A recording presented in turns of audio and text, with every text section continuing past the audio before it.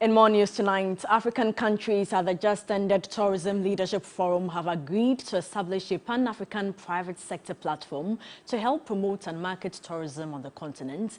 Ghana has offered to serve as secretariat for the platform together with Rwanda.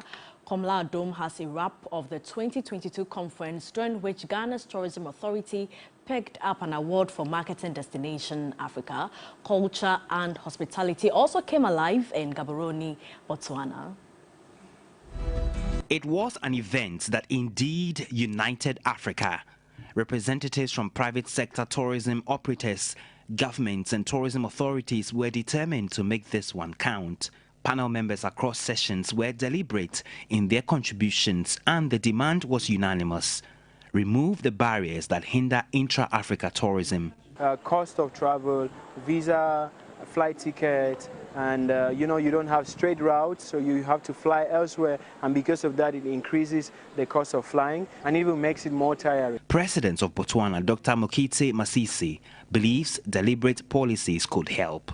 We encourage the private sector to lead the way in investing in experiences and in creating package deals that are attractive to tourists with varying preferences, and these include heritage and cultural tourism, so that we can bring more value to Africa's offerings. It was agreed the role of the African Continental Free Trade Area headquartered in Ghana could be crucial in facilitating movement of goods and services. Senior Trade Advisor at After Ghana, Desiree Lumu, gave an update on work done so far. What we are trying to do is to liberalize the tourism sector, whether it's in terms of movement of tourists, whether it's in terms of investment by building hotels and restaurants in different countries. So we are removing the barrier to assist the business sector to trade freely. As it stands now, 21 countries are already ready to start commencing trading tourism services on the continent. For Ghana's Tourism Minister Dr. Ibrahim Awal,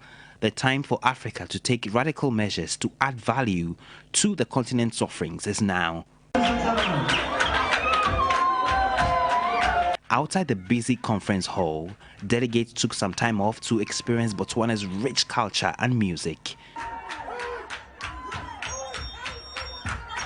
Energetic dance performances by some of the local cultural troops like Harakwen and Dipela Chaga Kobokwe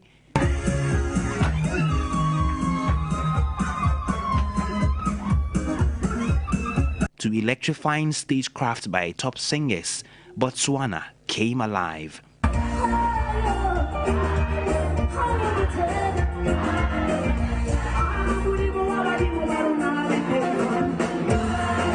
At the end of a 3-day conference, Ghana's Tourism Authority picked up an award for being the most outstanding African tourism media and marketing entity. The winner for this category is Ghana Tourism Authority, represented by Africa Tourism Partners, organizers of the forum, hope deliberations would inform policy decisions going forward. Kwachi Donko is Chief Executive Officer. I think the fact that we had a head of state to come and grace this occasion and talk about the same issues tells us someone is listening.